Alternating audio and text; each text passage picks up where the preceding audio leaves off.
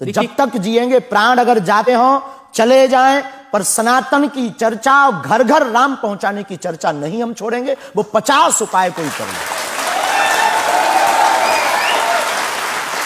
हम अपनी गुरु परंपरा में कभी किसी को धमकी नहीं देते हैं। हम सिर्फ ये कहते हैं कायदे में रहोगे तो फायदे में रहोगे।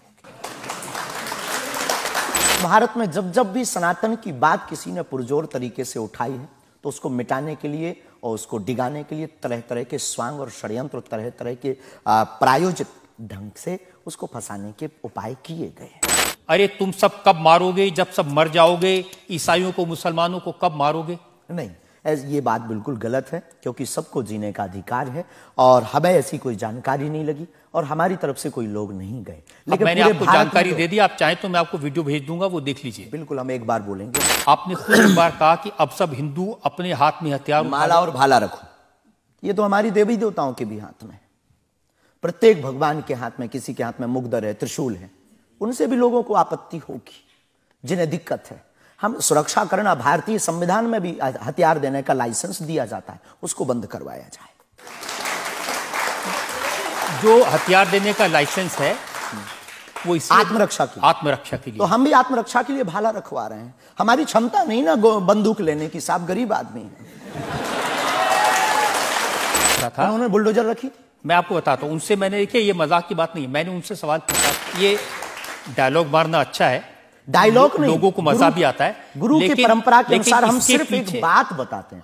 लोगों को डायलॉग ये कैसे गुरु हैं जिनकी परंपरा में कभी भाला, कभी बुलडोजर, और फिर कहते हैं मैं अहिंसा की बात करता हूं। हमारी ऋषि परंपरा है। चाहे मोटर से होटल में जाती रही, चाहे होटल में बोतल खुलाती रही, चाहे क्या क्या ना करती कराती रही, चाहे पाली जिन्होंने वो पीले हुए, चाहे छोड़ी जिन्होंने वो रसीले हुए, चाहे जी से लगी जी जरा हो गया, चाहे हरी से लगी जी हरा हो गया। अब एक ही चाहे हमको चाहिए, वो अगर चाहे हनुमान जी तो फिर क्या चाहिए।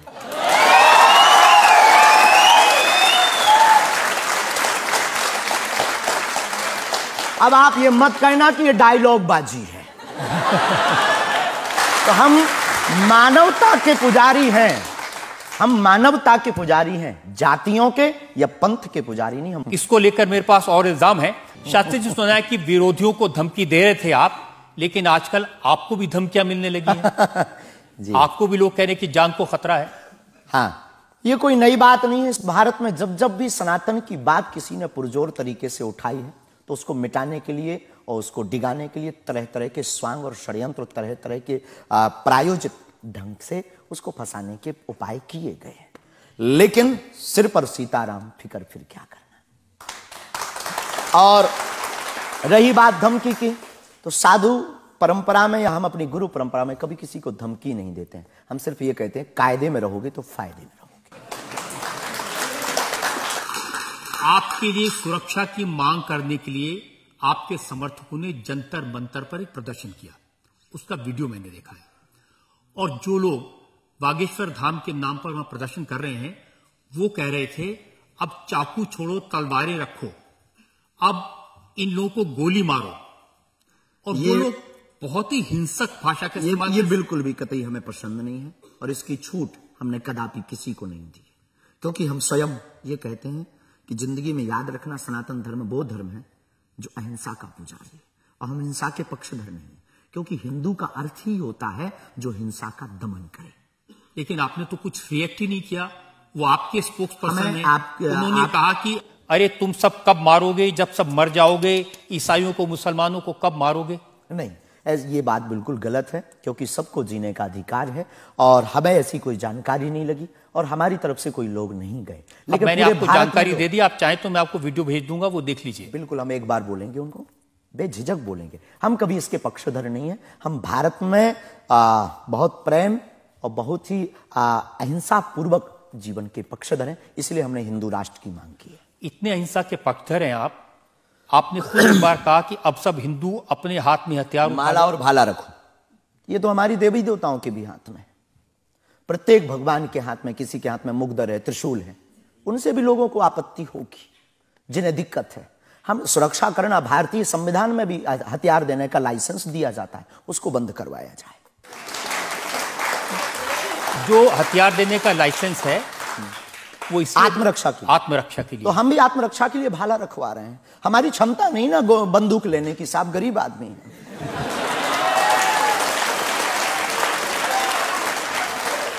जब आप इस तरह की बातें करते हैं ना, तो फिर सवाल ये उठता है कि आपकी सुरक्षा के लिए टैक्स पेयर क्यों पैसा दे, जनता क्यों पैसा दे? आप इस तरह की बातें करेंगे, भाला की बात करेंगे, बंदूक की बात करेंगे, गोली की बात करेंगे, तो धमकी मिलेगी। हाँ मिलेगी, लेकिन हमने कभी बंदूक की बात नहीं की, हमने भाला और माला की बात की। और रही बात सुरक्षा की, तो प्रत्येक नागरिक की सुरक्षा करने की जिम्मेदारी भारत सरकार की है। और हमें अपने इष्ट और भारत की सरकार पर भरोसा है, वर्तमान सरकार पर भरोसा है। साधु संत के तुम रखवारे, असुर निकंदन राम दुलारे। एक तो हमारा पहला भरोसा ही है, हमारे इष्ट हमारे हनुमान जी है। और हमारा ये धमकी नहीं है। और बार बार मरना नहीं, एक बार बचना नहीं, तो डरना किस बात का? तो जब तक जिएंगे, प्राण अगर जाते हो चले जाएं, पर सनातन की चर्चा, घर घर राम पहुंचाने की चर्चा नहीं हम छोड़ेंगे। वो 50 उपाय कोई करें।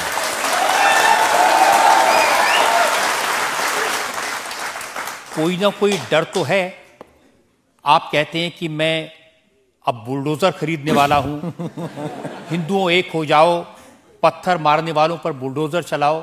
ये भी हमारा अहिंसात्मक बयान है, पूर्ण अहिंसात्मक। बुलडोजर कब से अहिंसात्मक हो गया? वाह, ये कुआं खोदने के भी तो काम आता है। तो हमने कहा कि अगर राम की यात्रा पर कोई पत्थर फेंकेगा तो बचाने के लिए भाई बुलडोजर खरीदो। और अगर किसी को अपनी शरीर की दिक्कत है या किसी को अपने पंथ को दिक्कत है, वो क्रेन खरीद ले, हमें क्या दिक्कत है? हम कोई रोक नहीं रहे हैं। लेकिन अभी हमारे पास इतना रुपया नहीं आया कि हम बुलडोजर लें। और अगर आप लोग सहयोग करेंगे तो हम रख लें। देखिए, ये डायलॉग मारना अच्छा है, डायलॉग नहीं, लोगों को मजा भी आता है। गुरु की परंपरा के अनुसार हम सिर्फ एक बात बताते हैं। हाँ, लोगों को डायलॉग ये कैसे गुरु हैं जिनकी परंपरा में कभी भाला, कभी बुलडोजर, और फिर कहते हैं मैं अहिंसा की बात करता हूं। हमारी ऋषि परंपरा है, ये भगवान राम की परंपरा है। अच्छा, भगवान राम के टाइम पर बुलडोजर आते थे, भगवान राम धनुष बाण लिए थे। अब थोड़ा टेक्नोलॉजी बढ़ गई है, तो टेक्नोलॉजी के हिसाब से हमें भी बदलना चाहिए। परिवर्तन प्रकृति का नियम है। क्या करेंगे बुलडोजर का? आत्मरक्षा। घर के बाहर रखेंगे कि देख भाई तू आना मत, ये भी है भाई। बंदूक जो इनके पास होती, सिपाहियों के पास चलाते थोड़ी है अनेक बार, वो तो दिखाने के लिए होती है कि तू कुछ कर। आप जो बातें कह रहे हैं ना कि सिपाहियों के पास भी बंदूक होती है, जो सीमा पर रक्षा करते हैं उनके पास बंदूक होती है, हमारे पास क्यों नहीं हो सकती? ऐसी बातें जानते हैं, मैंने किससे सुनी थी बहुत साल पहले, भिंडरान वाले से। ये कौन है? भिंडरान वाले पंजाब में जो आतंकवाद फैला था उसके सिंबल थे। नहीं, हमने कभी बंदूक की बात नहीं की, बुलडोजर की। उनसे मैंने ये सवाल पूछा था। उन्होंने बुलडोजर रखी? मैं आपको बताता हूं, उनसे मैंने, देखिए ये मजाक की बात नहीं है, मैंने उनसे सवाल पूछा था कि उनकी आपत्ति क्या थी कि जो हिंदू हैं वो यज्ञोपवीत क्यों पहनते हैं और सिख लोगों को कृपाण लेकर जाने की इजाजत क्यों नहीं होती। तो मैंने उनसे कहा यज्ञोपवीत से क्या नुकसान किसी को हो सकता है? तो उन्होंने कहा नहीं, इससे भी गला घोट के मारा जा सकता है। मैंने कहा आप तो बंदूक की बात कर रहे हैं। तो उन्होंने यही कहा था कि सिपाहियों के हाथ में भी तो बंदूक होती है, वो भी आत्मरक्षा के लिए। तो ऐसी बातें जो लोग गुरु परंपरा के लोग हों उनको नहीं कहनी चाहिए। आपकी दृष्टि से कह सकते हैं, लेकिन हमें लगता है कि आत्मरक्षा के लिए सब कुछ जरूरी है और वर्तमान समय में आवश्यक है। और बुलडोजर की बात अगर कहें तो बुलडोजर का पूर्ण अहिंसात्मक बयान है। और किसी व्यक्ति से अगर आप जोड़ रहे हैं तो वो उसका निज मत है, हमारा मत बंदूक की तरफ। सनातन धर्म का मत क्या है? सनातन धर्म का मत है सनातन सत्य, अहिंसा, दया, क्षमा, दान, जप, तप। मारकाट की बात तो नहीं करता। वीरता भी है, ये वीरता का प्रतीक है बुलडोजर। चाय भी मंगवा दो साहब। अच्छा, हम चाय पियेंगे, हम चाय पीना चाहते हैं। हाँ, और पानी और चाय दोनों भेजा जाए। जी। वैसे तो संतों को चाय पसंद नहीं आती है ना? लेकिन आपके बारे में जितना मैं रिसर्च की हूँ मुझे पता चला है आपको चाय बहुत पसंद है। क्या ये सही है? जी बहन, बहुत सही बात है। कौन सी चाय पसंद करते हैं? अदरक वाली चाय, और हमारे दादा गुरुजी को बहुत प्रिय है। इस चाय से हमारी याद जुड़ी हुई है दादा गुरु से। हम 2 भाई है वैसे तो, पर ताऊ चाचा के मिलाकर के 10 भाई हैं। और हम जब दादा गुरुजी के पास जाते थे तो सब ऐसे ही बैठते थे। तो दादा गुरुजी बहुत सिद्ध महापुरुष, बहुत कम बोलते थे, महापुरुष थे। तो वो चाय पीते थे तो अपनी जूठी चाय खूब ये जो नरेली है इसकी आधी चाय हमको देते थे। तो हमारे जीवन में हमें ये लगा कि ये नालायक से बोलने लायक गुरु के इस प्रसाद के कारण बना है। और प्रत्येक, इसके पीछे एक और रहस्य है, प्रत्येक बालक को अपनी परंपरा को छोड़ना नहीं चाहिए, चाहे किसी भी लेवल पर पहुंच जाए। शायद ये भी सूत्र है। शुरुआत जहां से हुई, गुरु से शुरू जिसका जीवन हुआ, उसे कुछ भूलना नहीं चाहिए। इसलिए हम भूले नहीं, ये शायद हमें लगता कि हमारी अच्छी आदत है। चाय बुरी आदत, क्षमा कीजिए, युवाओं से प्रार्थना है मत पीना, हम नहीं रुकेंगे।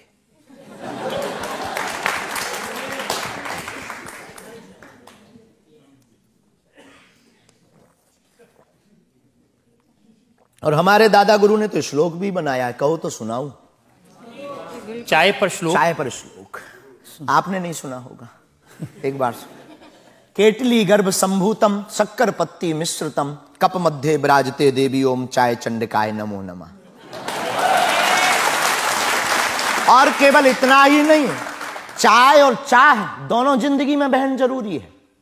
चाय हमारे लिए जरूरी है क्योंकि हमें लगता कि चाय से गुरु की याद आती है, और जिससे ईश्वर की याद आए वो बुरी चीज भी अच्छी है। और चाह, परमात्मा को पाने की चाह भी जिंदगी में बहुत जरूरी है। जिसके अंदर ईश्वर को पाने की चाह होती, वो आदमी भी नंबर 1 का होता। चाह पैसों से आनों में आती रही, चाह आनों से रुपया बनाती रही, चाह रुपयों से नोट बुनाती रही, चाह नोटों से कोठी चुनाती रही, चाह कोठी में मोटर मंगाती रही, चाह मोटर से होटल में जाती रही, चाहे होटल में बोतल खुलाती रही, चाहे क्या क्या ना करती कराती रही। चाहे मोटर से होटल में जाती रही, चाहे होटल में बोतल खुलाती रही, चाहे क्या क्या ना करती कराती रही, चाहे पाली जिन्होंने वो पीले हुए, चाहे छोड़ी जिन्होंने वो रसीले हुए, चाहे जी से लगी जी जरा हो गया, चाहे हरी से लगी जी हरा हो गया। अब एक ही चाहे हमको चाहिए, वो अगर चाहे हनुमान जी तो फिर क्या चाहिए।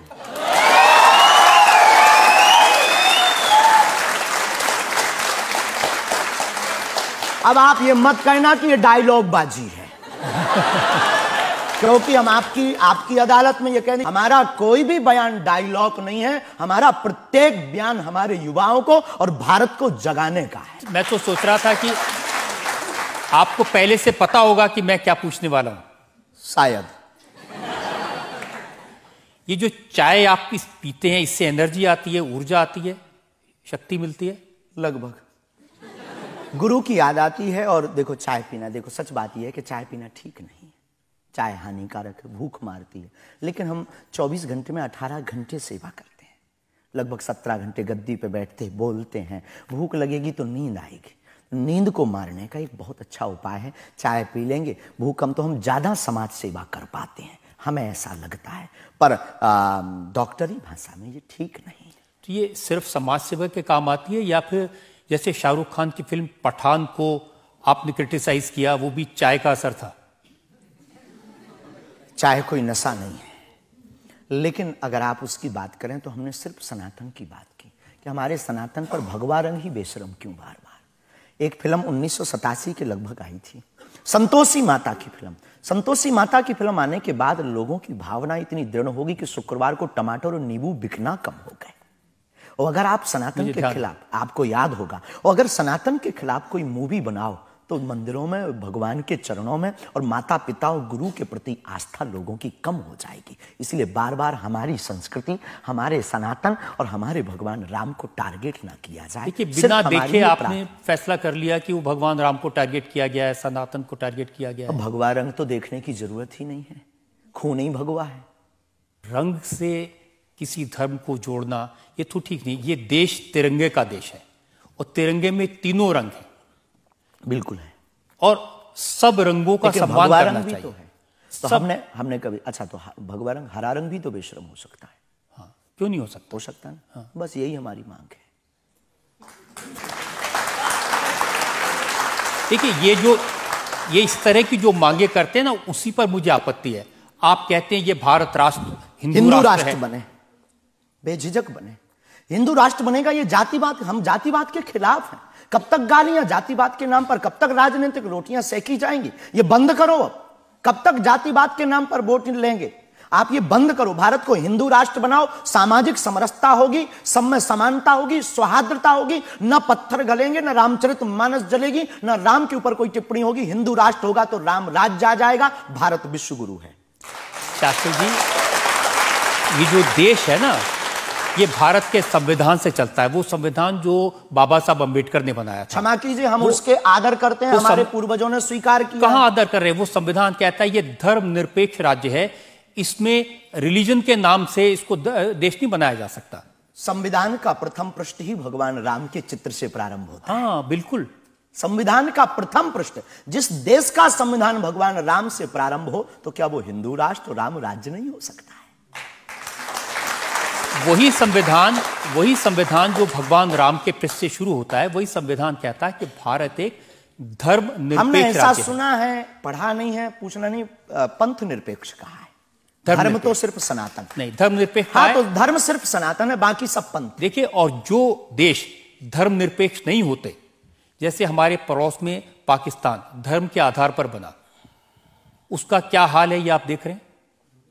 देख रहे हैं। लोगों के पास खाने को रोटी नहीं है, आतंकवाद चरम सीमा पर है। जब इस्लाम के नाम पर देश बनेगा, धर्म के नाम पर बनेगा, तो ये होगा। बिल्कुल बात सही है आपकी, लेकिन हम आपको बता दें, बाकी सब पंथ हैं, धर्म सिर्फ सनातन है। सुप्रीम कोर्ट के सामने यह मामला आया था, और सुप्रीम कोर्ट ने क्या कहा था, एग्जैक्ट वर्ड्स मैं आपको बताता हूं। सुप्रीम कोर्ट ने कहा कि भारत जैसे धर्मनिरपेक्ष देश में धर्म के आधार पर घृणा फैलाने की, लोगों को बांटने की गुंजाइश नहीं है। जी, सुप्रीम कोर्ट तो का ये नहीं करना चाहिए। हमारी तरफ से आदर है, लेकिन भारत हिंदू राष्ट्र था, है, बस घोषणा की जरूरत है।